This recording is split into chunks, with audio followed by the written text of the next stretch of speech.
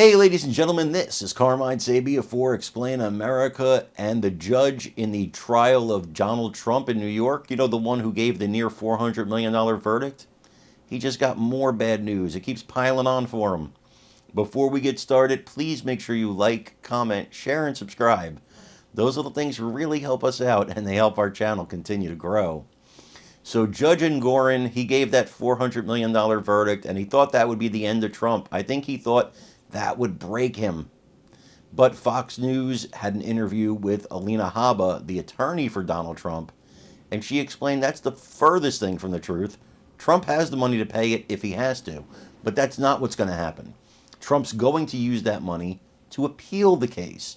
See, you have to make the deposit of the amount of the fine in order to appeal the case. Trump's prepared to do that, and then this judge, well, he's going to be made to look ridiculous in front of the world. My opinion, it should end his career. But that's just my opinion. I want to know what you guys think about it, so please let me know when you like, comment, share, and subscribe. I'm Carmine Sabia for Explain America. We love you guys. God bless you. Take care, everybody. One must play by the same rules. Okay, Alina Habba joins us, attorney for former President Trump. Alina, good to have you with us. First, your reaction to the Attorney General there.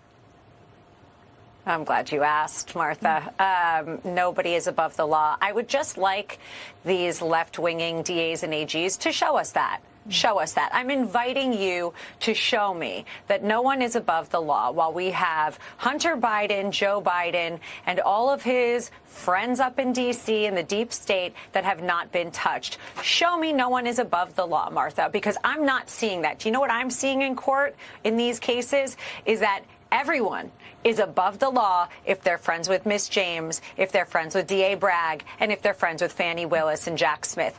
The only person that is not, the only person who did nothing wrong but will still get persecuted and prosecuted is President Trump because they can't beat him in November. So I want to use their words against them and invite them to show me how no one is actually above the law, because there are people that we know have broken laws, and we have not seen the system of justice be used the same for them as they are for President Trump. President Trump did nothing wrong. He's being persecuted. Show me the people that did real crime get persecuted and prosecuted. I want to see that. Some of those people are back on the street in about 5 hours, and a lot of New Yorkers would like to see those people who are not rich or powerful, but who have some power in this city in terms of how safe people feel or don't feel. Let me ask you this. In terms of the 30-day deadline from Judge Engoron to pay this extraordinary fine that Jonathan Turley calls obscene, is that the case? Does he really have 30 days to pay this fine? And if so, there are some reports that he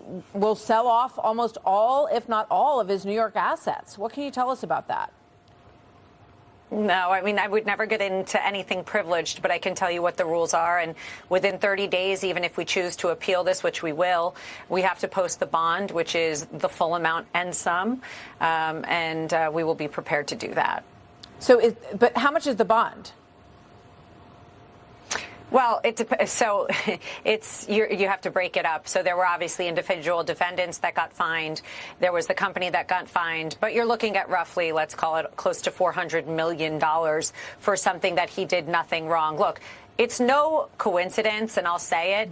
They know by looking at his statements of financial condition that this guy is worth a lot of money, billions and billions of dollars. And that didn't even include his brand, Martha. But what they're trying to do between this case, between my last case, is put him out of business. It's not going to work, number one. Number two, what they're doing is a scare tactic. Unfortunately, they picked the wrong guy to pick on, in my opinion, because he's strong, he's resilient, and he happens to have a lot of cash. Now, that doesn't mean that it's right. It doesn't mean it's okay. It's grotesquely insane. I was speaking to somebody today that actually mentioned that there are countries that literally make that in a given year in certain industries, countries in this world. But they would find somebody for what they call understating their statement of financial condition and making Deutsche Bank and Zurich, who, by the way, they still work with, money. But they're going to find him that kind of thing. It's absolutely insane. No, there will be no mayhem for the Trump organization, unfortunately. I know that probably was Miss James's goal and Judge Engoron, but that is not going to be the case. Well, as I said, Jonathan Turley called it obscene. Other people have said that it's a dangerous verdict in the precedent that it sets, and what kind of damage it could do to New York City when other companies will want nothing to do with that kind of politics and judgment. So we'll see where it goes. Alina, thank you very much. Always good to see you. Thank you. Alina Habba Good to see you. joining us this afternoon. And here we want to go back to the border.